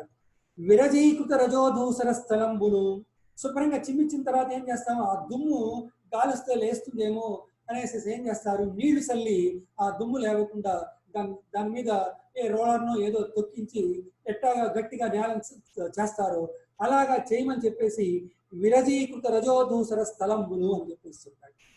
ఇదంతా చూస్తే ఎట్లా ఉంది, ఆధునిక కాలంలో మనం ఒక ప్లే గ్రౌండ్ తయారు చేస్తున్నప్పుడు ఎలాంటి వ్యవహారాన్ని పాటిస్తామో అలాంటి వ్యవహారమే వాడు పాటించాడని చెప్పడానికి ఎంత చక్కగా నిదర్శనంగా కనిపిస్తుందండి. పాఠం చెప్పే టీచరు ఈ వచనాన్ని యాజ్ టీజ్గా పదానికి అర్థాన్ని చెప్పడం కాకుండా ఆధునికంగా ఇవాళ మన కళ్ళెదురుగా ఉన్న ఒక క్రీడా ప్రాంగణానికి అప్లై చేసి క్రీడా ప్రాంగణాన్ని తయారు చేసి ఎట్లా చేస్తారో దాంతో సమన్వయం చెప్పినప్పుడు పిల్లవాడికి ఎంత హాయిగా వినబుద్ధేస్తుంది, వాడికి ఎంత ఉన్ముఖత్వం కలుగుతుంది, ఎంత సుముఖత్వం కలుగుతుంది. అందువలన ప్రాచీన సాహిత్యాన్ని బోధించేటప్పుడు టీచరు సావధానంగా ఉండాలి, ముందు తాను గట్టిగా ప్రిపేర్ అవ్వాలి. ఆ పద్యం యొక్క వాక్యం యొక్క లయను సన్నివేశాన్ని తాను సాక్షాత్కరింపజేసుకొని పిల్లలకు బోధించాలి. ఆ బోధిస్తున్నప్పుడు క్లాసులో టీచర్ ఒక నటుడు అవుతాడు, ఒక ఆర్టిస్ట్ అవుతాడు. తెలియకుండానే టీచర్ అభినయం చేస్తారు. అందువలన అలాంటి సందర్భాన్ని అక్కడ ఇట్లాంటి పాఠాలను చెప్పేటప్పుడు తప్పనిసరిగా టీచరు పొందాలి. తర్వాత ఈ సాహిత్యాన్ని మనం బోధించడం వల్ల ఏం చేస్తామంటే పిల్లలలో భావుకతను పెంచుతాం. పిల్లలలో భావుకతను పెంచడం అంటే ఏమిటి? అదేమి బజార్లో దొరికే సరుకు కాదు, 2 కేజీలో 3 కేజీలో తెచ్చి ఎవరికైనా గిఫ్ట్గా ఇవ్వటానికి. కొన్ని సంస్కారాలు బజార్లో దొరికేటుంటే క్వింటాల కొద్ది కొని తీసుకెళ్ళి ఇచ్చే సంపన్నులు ఉన్నారు. కానీ ఆ సంస్కారాలు సంపన్నతతో వచ్చేవి కాదు, హృదయ సంపన్నతతో వచ్చేవి, సాహిత్య అధ్యయనం ద్వారా వచ్చేవి. అందుకోసం మనం సాహిత్యాన్ని అధ్యయనం చేయాలి. ఇప్పుడు ఉదాహరణకు భావుకత అంటే ఏమిటి? భావుకత అంటే ఎక్కడి నుంచో ఊడిపడదు. మనం మన కళాశాలలోనే ఉన్నటువంటి చెట్టు ఎవ్వరూ లేని సందర్భంలో ఆ చెట్టు ఆకులు వినిపించేటువంటి చెట్ల ఆకుల గలగలలు, అలాగే ఏ నదీ తీరంలోకి వెళ్ళినప్పుడు ఆ నది ప్రవహిస్తూ చేస్తున్న గలగల శబ్దం, ఇలాంటివి వింటంలో క్రమంగా వాడి హృదయంలో ఉన్న భావుకత పెరుగుతుంది. నా చిన్నతనంలో నేను నా క్లాస్ రూమ్లో నా పిల్లలకి ఎప్పుడు చెప్తుండేవాడిని. చాలా మంది ఇప్పుడు చెప్తున్న విషయాలు మా పిల్లలకు తెలిసే ఉంటాయి. ఈ సెమినార్లో ఇప్పుడు ఈ ఆన్లైన్ ఇందులో ఈ గ్రూప్లో ఏమైనా పార్టిసిపేట్ చేస్తే వాళ్ళకి మాస్టర్ మనకు అప్పుడు చెప్పినాయి అని చెప్పి అనుకోవచ్చు. ఎలాగంటే ఉదాహరణకు మన శుభలేఖంలో ఒక సంప్రదాయ శ్లోకం ఉంటుంది, మీరందరూ గమనించారో లేదు. జానక్యా కమలాంజలి పుటే యా పద్మ రాగాయతే అనేటువంటి ఒక సంప్రదాయ సంస్కృత శ్లోకం. అక్కడ దాకా సీతారామ కళ్యాణ సందర్భంలో సీతారామ కళ్యాణం పెళ్లి పందిర్లలో ఎప్పుడు సీతారామ కళ్యాణం జరిగిన ప్రతి పందిరిలో ఈ పాట వినిపిస్తుంది. శ్రీ సీతారాముల కళ్యాణం చూతములారండి అనే పాట. ఆ పాటలో జానకి దోసిట కెంపుల ప్రోవై రాముని మేన పురాలై ఆణి ముత్యములు తల సీతారాముల కళ్యాణం చూతములారండి అని వస్తుంది. ఈ పాట బ్లాక్ అండ్ వైట్ లో సీతారాముల కళ్యాణం సినిమా ఎప్పుడో బ్లాక్ అండ్ వైట్ లో వచ్చింది. ఆ సినిమా చూస్తుంటే మనకు బ్లాక్ అండ్ వైట్ లోనే కనిపిస్తుంది. కానీ ఆ పాటలో వినిపించిన చరణాల భావాన్ని మననం చేస్తే తప్ప ఆ భావం మనకు సాక్షాత్కారం కాదు. ఏమిటి? ముత్యాల తలంబ్రాలు పోస్తున్నారు వాళ్ళు. మనమంటే మన స్థాయికి తగ్గట్టుగా ఏవో పిచ్చి ముత్యాలో మరొకటో కలుపుకొని పోసుకుంటారు మన ఇళ్ళల్లో. కానీ డబ్బున్న వాళ్ళు ఇప్పటికి కూడా ముత్యాలు కలుపుకొని పోసుకుంటారు. కానీ వాళ్ళు రాజులు కాబట్టి ముత్యాల తలంబ్రాలు పోసుకున్నారు. ముత్యాల తలంబ్రాలు పోసుకున్నప్పుడు ఏం జరిగింది? ఈ చరణానికి మూలం శుభలేఖల్లో కనిపిస్తున్న సంప్రదాయ శ్లోకం. ఇది ఎవరు రాశారో తెలియదు. కొంతమంది అయితే ఆదిశంకర్ల వారు రాశారని చెప్పి చెప్తుంటారు. మరి ఎవరు రాశారో నాకైతే తెలియదు. జానక్య కమలాంజలి పుటే యా పద్మ రాగాయతే. జానకీదేవి దోసెటితో తలంబ్రాలు తీసింది. అమ్మవారు తీయగానే ఆవిడ దోసెట్లో తెల్లని ముత్యాలు ఏమైపోయినాయి? యా పద్మ రాగాయతే, పద్మరాగమణుల్లాగా అయిపోయింది అన్నారు. అంటే కెంపుల్లాగా కనిపిస్తున్నాయి అన్నారు. అంటే ఇప్పుడు వివాహ సందర్భంలో సాధారణంగా స్త్రీల చేతులు సుకుమారంగా ఉంటాయి కాబట్టి రక్తం చిప్పిల్లేలాగా చిగురాకుల వర్ణంలో ఉంటాయి. అందులోనూ రాణివాసపు కన్య కాబట్టి అందులోనూ వివాహ సందర్భంలో గోరింటాకులు పెట్టడం ఇలాంటివన్నీ చేస్తారు కాబట్టి ఇప్పుడు సీతమ్మ చెయ్యంతా ఎర్రగా కనిపిస్తున్నది. ఆ ఎర్రని దోసెడితో సీతమ్మ కెంపులు ఈ ముత్యాల తలంబ్రాలు తీసేసరికి తెల్లని ముత్యాలు కాస్త అమ్మవారి దశట్లోకి వచ్చేసరికి ఏమైనాయి? కెంపుల్లాగా కనపడ్డాయి అన్నారు. జానక్య కమలాంజలి పుటే యా పద్మ రాగాయతే న్యస్తాన విలసత్కుంద ప్రసన్నాయతే. అవి రాముని శిరస్సున పోసింది. శిరస్సున పోస్తే శ్రీరాముని శిరస్సున పోయిన అవి ఏమైపోయినాయట? తెల్లని మల్లె మొగ్గలయ్యాయి అని చెప్పేసి. అదేమిటి? రాముడు నల్లని వాడు కదా, కేశాలు నల్లగా ఉంటాయి కదా, అలాంటప్పుడు ఇవి మల్లె మొగ్గల్లాగా ఎలా ఉంటాయి అంటే వెంటనే మనకు ఒక విషయం గుర్తుకు రావాలి. వివాహ సమయంలో వరుడికి ఉష్ణీషం చుడతారు శిరస్సున, తెల్లటి వస్త్రాన్ని చుట్టి తలపాగాలాగా చుడతారు. ఆ తలపాగాలాగా చుట్టిన శ్రీరాముడి శిరస్సును పోసేసరికి ఈ ఎర్రని ముత్యాలు మళ్ళీ పూర్వంలాగా ఎలా ఉన్న ఆ రంగులోనే ఈ తలపాగా రంగులో మల్లెమొగల్లాగా ఉన్నాయి అంటారు. తర్వాత శ్రీరాముని అక్కడే ఉండవు కదా పోసినవి, నెమ్మదిగా శ్రీరాముని మేని మీదకి జాలువారేసరికి యా ఇంద్ర నీలాయుత, అవి ఇంద్రనీల వర్ణంలోకి, శ్రీరాముడు నల్లని మేనిఛాయ కలవాడు కాబట్టి అవి నల్లని మేనిఛాయలోకి వచ్చాయట. ఈ శ్లోక భావాన్ని పట్టుకొని ఈ సీతారామ కళ్యాణ సినిమాలో ఈ పాట రాసిన గేయకర్త ఈ పాడుకొని జానకి దోషిక కెంపుల ప్రోవై రాముని మేన నీలపురాలయ అని చెప్పేసి ఆయన చెప్పారు. మరి ఈ భావం తెలిసి వీడు భావన చేయగలిగితే అప్పుడు పిల్లవాడికి వాడికి ఆ సన్నివేశం, ఆ భావచిత్రం, ఆ ఇమేజరీ సాక్షాత్కరిస్తుంది. అందువలన ఇది భావుకత. భావుకత అంటే ఏమిటి? ఎదుటి వాడి కష్టాన్ని తన కష్టంగా భావించడానికి అనువైనటువంటి ఒక సహృదయతను పెంపొందింపజేసే మౌలికమైనటువంటి దినుసు. ఆ దినుసు లేకపోతే ఇంట్లో తల్లిదండ్రుల కష్టము పట్టదు. నానా గడ్డి కరిచి నానా కష్టాలు పడి తల్లిదండ్రులు తమ అవసరాలను ఒగ్గబట్టి బిడ్డల్ని చదివించుకోవడం కోసం కళాశాలకు పంపిస్తాడు. వాడు పాకెట్ మనీ నెలకు 1000 రూపాయలు 2000 పంపిస్తే వాడు హాయిగా సినిమాలు, షికార్లు, ఫ్రెండ్స్ తోటి మీటింగ్లు, చాటింగ్లు చేసి మొత్తం దుమ్ము దులిపేసేసి డబ్బులు అని చెప్పేసి కష్టం తెలియకపోతే వాడికి ఇదిగో ఈ హృదయపు దినుసు లోపించింది అని అర్థం. ఆ హృదయపు దినుసు పెరగాలి అంటే ఇదిగో ఈ 1000 రూపాయలు తండ్రి పంపించిన మనీ ఆర్డర్ చూడగానే ఈ 1000 రూపాయల వెనుక నా తల్లిదండ్రుల కష్టం ఉన్నది, ఈ ఇందులోని ప్రతి రూపాయిని నేను సద్వినియోగం చేసుకోవాలి అనే భావం వాడికి కలగాలి అంటే ఈ భావుకత్వం అనే దినుసు కావాలి. ఆ భావుకత్వం అనే దినుసును పెంపొందించేది సాహిత్యం. ఆ సాహిత్యం అందుకనే మన సాహిత్యాన్ని విద్యార్థులు తప్పనిసరిగా అధ్యయనం చేయాలి. తర్వాత పద్యాన్ని చదివే తీరు వేరు. పద్యాన్ని చెప్పాను భావలయతోటి, ఆ సింటాక్స్ పట్టుకొని చదవాలని చెప్పాను.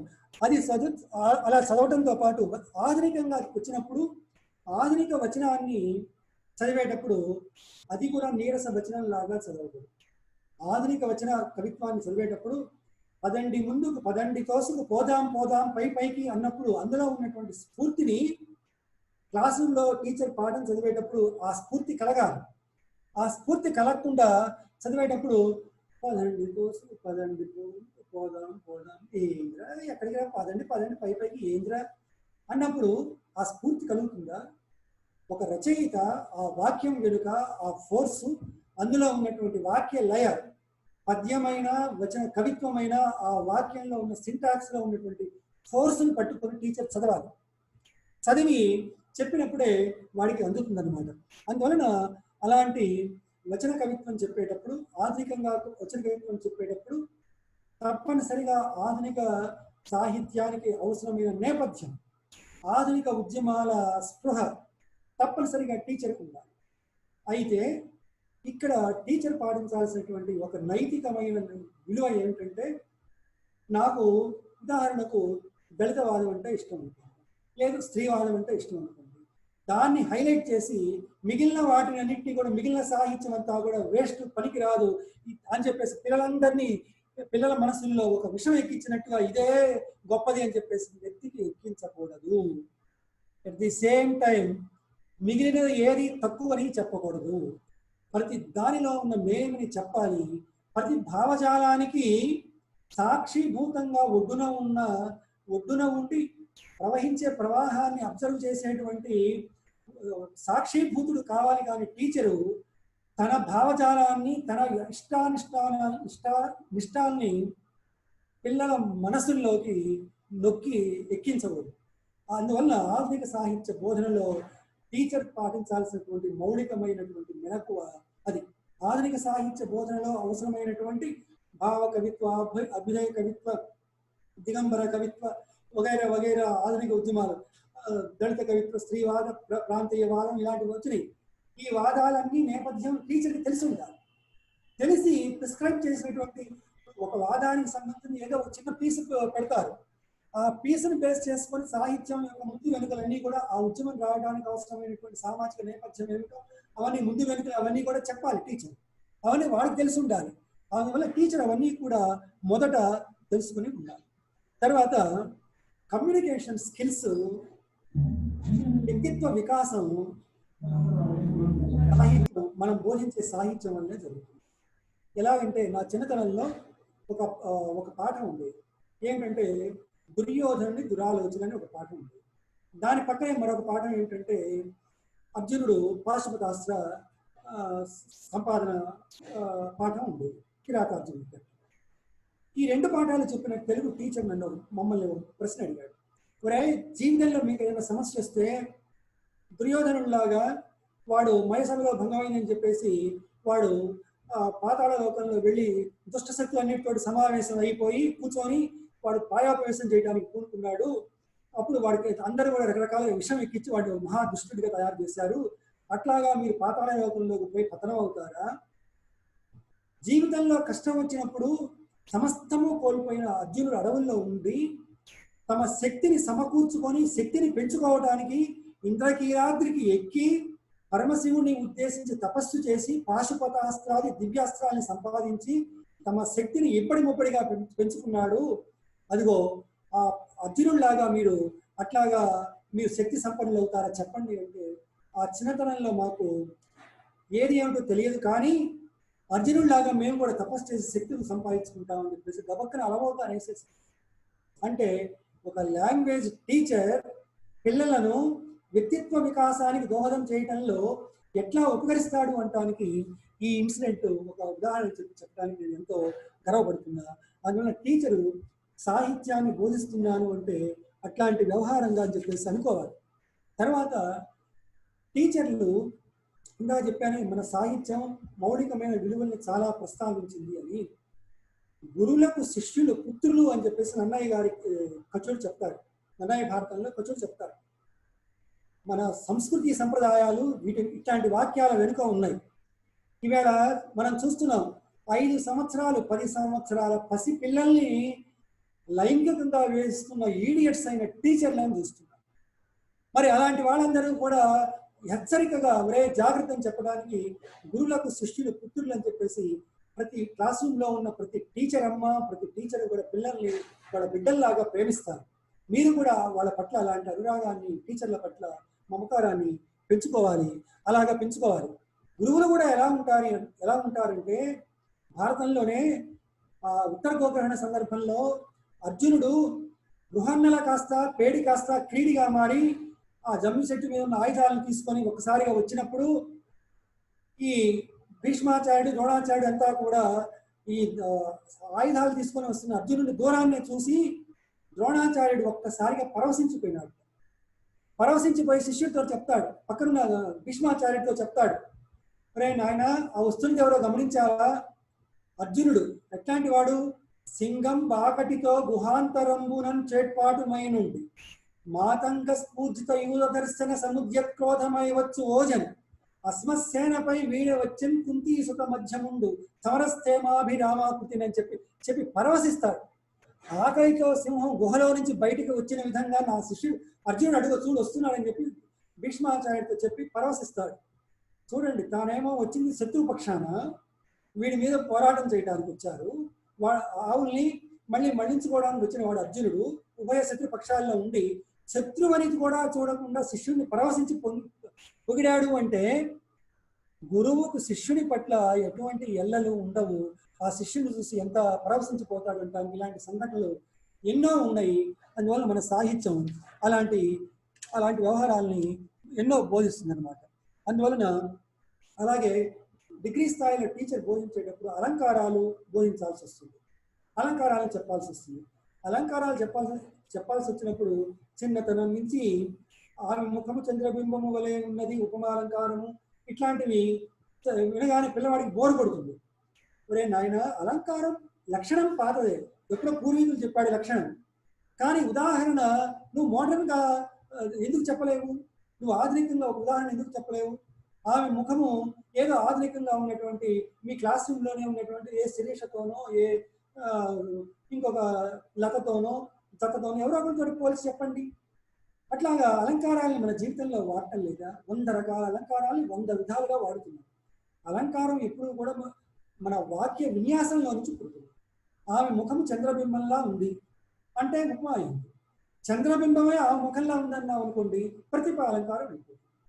అట్లాగే వాడు చాలా తెలివైన వాడు అందువల్ల డిగ్రీ పాస్ అయ్యాడు అన్నారు అనుకోండి, అందులో అర్థాంతర్యాసం ఉంది.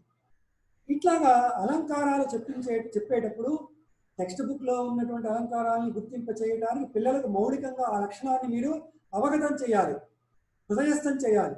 అలా చేయాలంటే ఏం చేయాలి మీరు? ఇదిగో ఇలాగా కొత్తగా మన వ్యవహారంలో ఉన్నటువంటి అదిగో ఆ భూలోక రంభ అన్నాం అంటే ఒక అనాకారి స్త్రీని, అంటే ఒక అందవిహీనంగా ఉన్నటువంటి ఒక యువతిని ఉద్దేశించి ఆమె భూలోక రంభ అన్నాం అనుకోండి, మీ పిల్లలు వెంటనే నవ్వేస్తారు. ఎందుకని? అది ఉన్న లక్షణానికంటే విరుద్ధంగా చెప్పాం కాబట్టి ఆ విరుద్ధ అలంకారం విపరీత అలంకారం అని చెప్పేసి ఏదో లాక్షణికులు చెప్తారు ఆ అలంకార లక్షణాన్ని. ఇట్లా లైవ్గా లోకంలో ఉన్నటువంటి మన నిత్యం వ్యవహరించే వాక్యాల్లో నుంచి ఉదాహరణను మీరు తీసుకొని పిల్లలకు చెబితే అలంకారాలు ఈజీగా అవగతం అవుతాయి. అలాగే ఆధునిక సాహిత్యంలో ఛందస్సు, మాత్రా ఛందస్సులు ఉంటాయి. ఈ మాత్రా ఛందస్సులు తర్వాత ఛందస్సు చెప్పేటప్పుడు, ఛందస్సు అంటే అది ఒక వ్యాకరణం చెప్పేటప్పుడు ఏ విధంగా పిల్లలకు భయానక వాతావరణం కల్పిస్తామో సూత్రాలు చెప్పి భయపెట్టద్దండి. వ్యాకరణం బోధించేటప్పుడు కూడా ఫస్ట్ మీరు చేయాల్సిన పని ఏంటంటే పదాన్ని విడదీయండి. ఈ రెండు పదాలు కలుస్తున్నప్పుడు జరుగుతున్న వ్యవహారం ఏమిటో చెప్పండి. ఆ వ్యవహారం చెప్పి ఇదిగో ఈ లక్షణాన్ని ఈ సూత్రంలో చెప్పారని చెప్పేసి చెప్పండి. అప్పుడు పిల్లవాడికి ఈ సూత్రం ఈజీగా నేర్చుకోవడానికి సింపుల్ అవుతాడు, ఈజీగా అర్థమవుతుంది. ముందే సూత్రం చెప్పి సూత్రానికి ఉదాహరణ ఇదే అని చెప్పేసి మీరు చెప్పే పద్ధతి కాకుండా మీ టెక్స్ట్ బుక్ లో ఉన్నటువంటి కొన్ని ఉదాహరణలు మీరు తీసుకొని ఆ ఉదాహరణను విడదీసి మీరు ఆ పదాలు కలుస్తున్నప్పుడు జరుగుతున్నటువంటి పరిణామాన్ని మీరు చెప్పితే ఆ పరిణామాన్ని సూత్ర రూపంలో ఇది ఇలా చెప్పారు టీచర్ అని చెప్పి మీరు చెబితే, వ్యాకరణవేత్తలు చెప్పారు, చెన్నైసులో ఎవరో సూత్రం ఇలా చెప్పారని చెప్పి మీరు చెప్తే అప్పుడు పిల్లవాడికి ఆ సూత్రం హృదయంలో ఉంటుంది. రేపు పొద్దున వీళ్ళే మళ్ళీ రేపు టీచర్లు అవుతారు. మీరు క్వాలిటీ స్టూడెంట్స్ని మీరు తయారు చేయగలిగితే రేపు పొద్దున వీళ్ళే మళ్ళీ టీచర్లు అయి సమాజంలో మళ్ళీ అట్లాంటి జనరేషన్స్ని తయారు చేస్తారు. అలాగే ఛందస్సు చెప్పేటప్పుడు కూడా మనం మాట్లాడే ప్రతి మాటలోనూ ఛందస్సు ఉంటుంది, మనం మాట్లాడే వాక్యాల్లో ఛందస్సు ఉంటుంది. ఉదాహరణకు అప్పికట్ల బాపట్లకు 6 మైళ్ళు అని, అందులో తేటగీతి ఉన్నది. అట్లాగే అన్ని మందులు ఇక్కడ అమ్మబడులు షాపుల ముందు మీరు చూసే ఉంటారు. ఆ వాక్యం చూడగానే ఇందులో తేటగీతి ఛందస్సు ఉందని తెలుస్తుంది. ఇదిగో ఒరే ఇట్లాగా మనం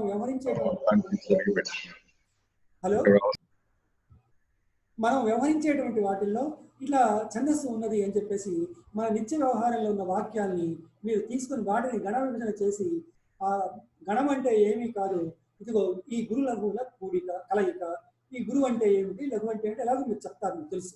అందువల్ల అలాగా ఛందస్సు చెప్పేటప్పుడు కూడా లైవ్గా మన నిత్య వ్యవహారంలో సినిమా పాఠం తీసుకోండి, ఆరేసుకోబోయి పారేసుకున్నాను పాట ఉంది, ఇందులో సీస పద్యం ఉంది, సీసం ఛందస్సు ఉంది.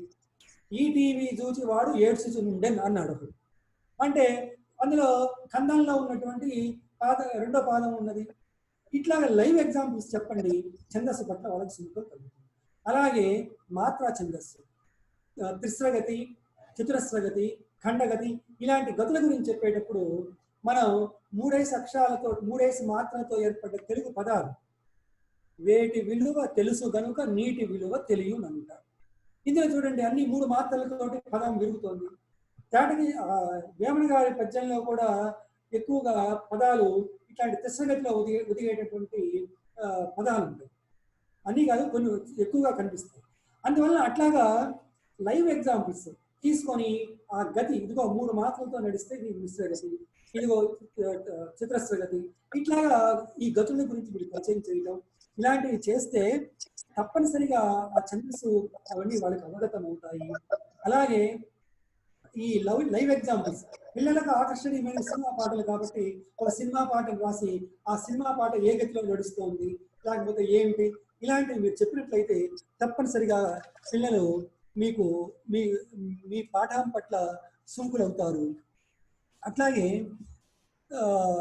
మోడర్న్ లిటరేచర్లో పద్యం, ఆధునిక పద్యం, ప్రాచీన పద్యం అని 2 రకాలుగా మనం పద్యాన్ని గురించి ప్రస్తావించినప్పుడు ఉంటుంది. ప్రాచీన పద్యంలో చులకనగా చాలా హాయిగా చదువుకోగలిగినటువంటి వీలైన పద్యాలు ఉన్నాయి, హాయిగా చదువుతూ అంటే సాధారణంగా అందరికి అర్థమయ్యే రీతిలోవి, అలా కాకుండా మంచి జటిలంగా ఉన్నటువంటి పద్యాలు ఉన్నాయి. ఆ పద్యం యొక్క భావాన్ని హృదయస్థం చేసుకొని వాక్యాలను నమస్తే మైథిలీన్ సార్. మనకు సాక్షాత్ మనకు అది అవగతం అవుతుంది. ఇప్పుడు ఉదాహరణకు మోడర్న్ లిటరేచర్లో పాపయ్య శాస్త్రి గారు పద్యాన్ని చాలా హాయిగా సుకుమారంగా లలితంగా అందరికీ అర్థమయ్యేలాగా రాసినటువంటి వాళ్ళలో ఆయన ఒకడు. నమస్తే, నేను మైథిలీన్ సార్. హలో సార్ నమస్తే, నేను మైథిలీన్ సార్. అమ్మా చెప్పమ్మా. సార్ మనకు 3ంటికి వేరే కార్యక్రమం ఉందని చెప్పారు సార్.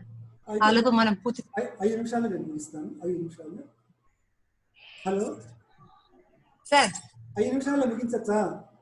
సరే సార్, సరే సార్. Okay okay. ఈ ఆధునిక పద్యంలో మీకు పాఠ్యాంశంగా ఉంది కుంతి కుమారి అనే పద్యం. అది ఒక కుంతి కుమారి అనే దానిలో ఉన్న ఒక పద్యం.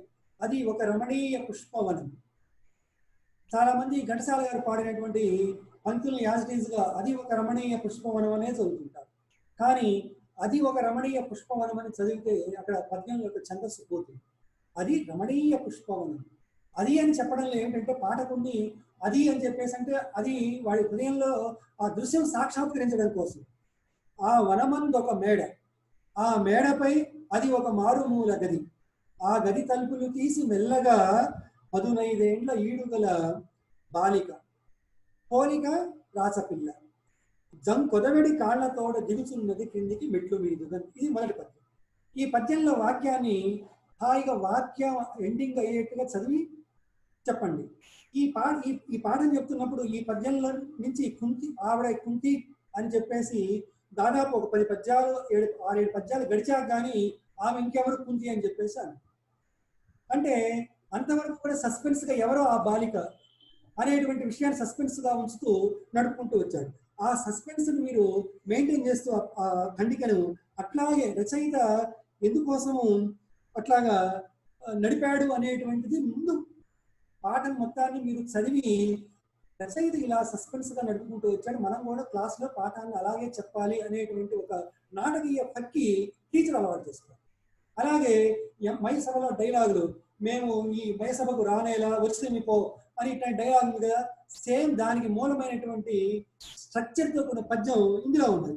ముని మంత్రంపు నొసంగనేలా కుంతి బాధపడుతూ అంటుంది, దుర్వాసుడు మాకు ఈ మంత్రాన్ని ఇవ్వటం దేనికి, ఇడేపో ముందు ముందు మార్తాండు రమ్మని నే కోరగనేలా, ఆయన ఇచ్చాడే పో, నేను ఆ సూర్య భగవాను రమ్మని నేను ఎందుకన కోరాలి, కోరి తిని పో, అతడు రానేలా, నేను రమ్మని అన్నాను అనుకో, రమ్మంటే మాత్రం వాడు రావటమేనా, వచ్చును పో కన్యనంచు ఎంచక నన్ను చేపట్టగానేలా, ఒకవేళ వచ్చాడే అనుకో నన్ను కన్య అంటూ అతను ఎందుకు స్వీకరించాలి, వచ్చను పో పట్టెను పో పట్టి నొసంగనేలా, ఒకవేళ ఆయన నన్ను చేపట్టాడే అనుకోండి, చేపట్టిన మరి నాకు కుమార్తెను పాపను ఈ పసివాడిని పిల్లవాడిని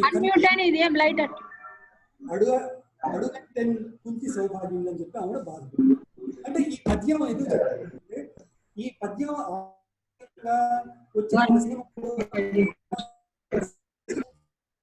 చేసి ఇలాగా అలాగే ఎంత అపురూపమైన పద్యం చెప్తుంది. చిన్ని తండ్రికి నవ్వులు బోసడేసి అని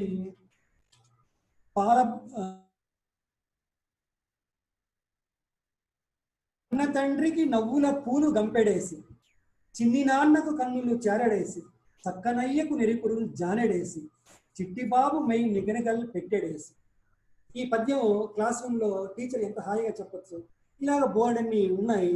ఇలాగ టీచరు డిగ్రీ స్థాయిలో పాఠం బోధించేటప్పుడు ఇలాంటి మౌలికమైనటువంటి దినుసులు, అవసరమైనటువంటి శబ్ద జ్ఞానాన్ని, అవసరమైనటువంటి పద్యాన్ని గద్యాన్ని చదివేటప్పుడు అవసరించవలసినటువంటి భావలయ వగైరా విషయాల్ని, ఆధునిక సాహిత్యాన్ని బోధించేటప్పుడు అవసరమైనటువంటి నేపథ్యాన్ని, తర్వాత అందులో ఉన్నటువంటి వర్ణనల సందర్భంలో వచ్చేటువంటి ఆ వర్ణనాంశాన్ని అవగతం చేసుకోవడానికి అవసరమైన భావుకత్వాన్ని టీచర్ కలిగి ఉండి, తాను అన్నిటికీ సాక్షిభూతంగా ఉండి పిల్లల మనసుల్ని ఒక స్వచ్ఛమైన కుసుమంలాగా వికసింపచేసి భవిష్యత్ తరానికి భావి జగతికి మంచి పౌరుణ్ణి అందించేలాగా పరిపూర్ణమైన వ్యక్తిత్వ వికాసాన్ని కలిగించేలాగా లాంగ్వేజ్ టీచర్ ఉండి కమ్యూనికేషన్ స్కిల్స్ ఎలా ఉంటాయో మన సాహిత్యం ద్వారా పిల్లలకు నేర్పుతూ అలాగా ఒక పరిపూర్ణమైనటువంటి విద్యార్థిని తయారు చేయడానికి అవసరమైనటువంటి వ్యక్తిత్వం, అవసరమైనటువంటి పాఠ్యాలు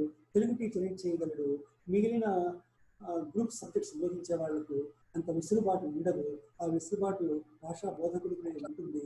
అందువల్ల డిగ్రీ స్థాయిలో తెలుగు బోధించడంలో ఇలాంటి అవసరాలు, ఇలాంటి లక్షణాలు, ఇలాంటి పద్ధతులు పాటించాలి టీచర్లు చెబుతూ ఈ అవకాశాన్ని నాకు కలిగించినటువంటి వాసవి కన్యకా పరమేశ్వరి కళాశాల ప్రిన్సిపల్ మోహనశ్రీ గారికి నేను ఆమె తమాషాగా వాస్తవం.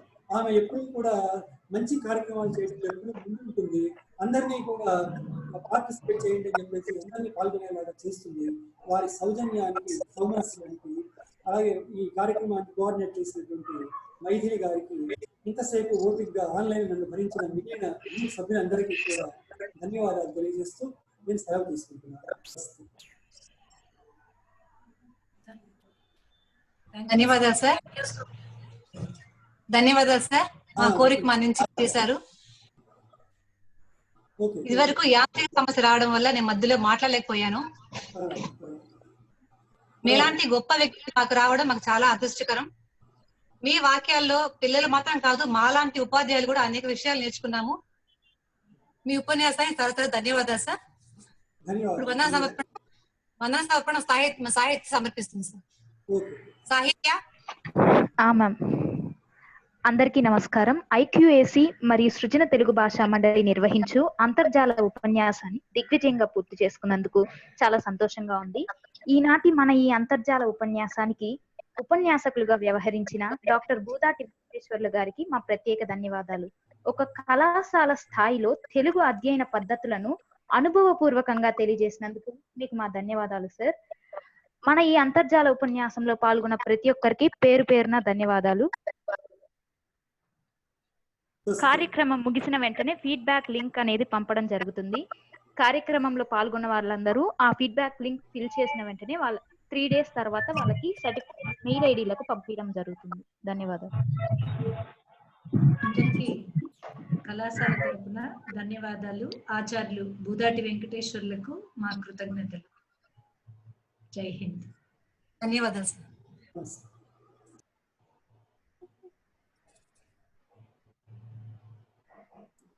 I request the participants to fill the feedback form which is shown in the group chat. Chat box లో ఫీడ్బ్యాక్ ఫామ్ యొక్క లింక్ పంపించడం జరిగింది. అందరూ దాన్ని ఫిల్ చేయాల్సిందిగా కోరుకుంటున్నాం.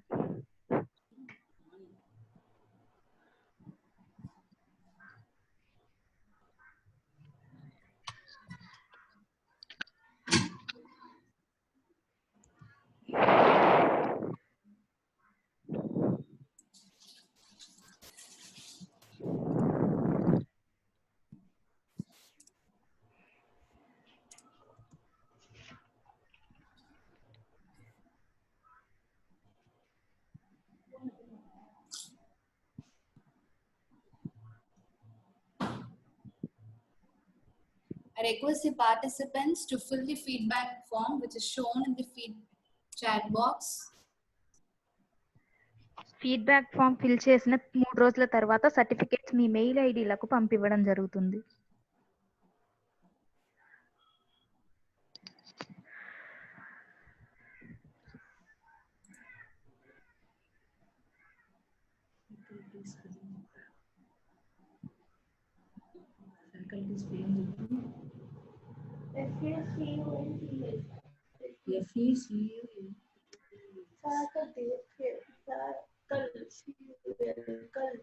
మ్యామ్ చెప్పండి మ్యామ్. ఏం లేదురా.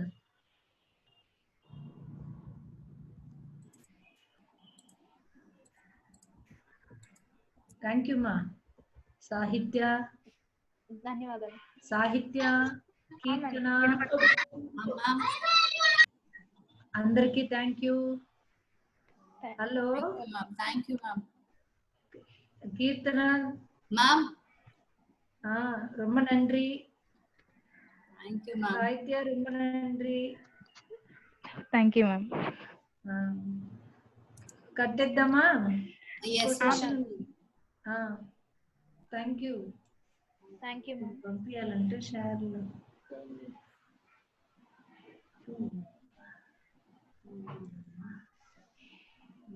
Feedback all learners and teachers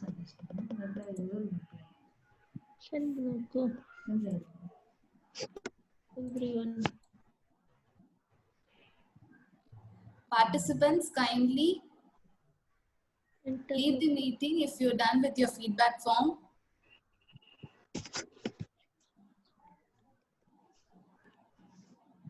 ఇది కొంచెం ఆఫ్ చేయి వీడియో దాని Participants can leave the meeting.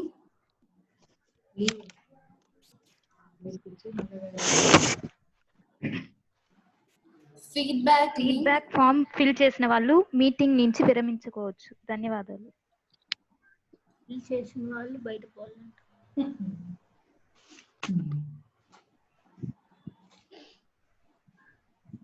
ఎంతమంది పార్టిసిపెంట్స్ కింద ఉంటారు కదా, లెక్క చూడు. పైన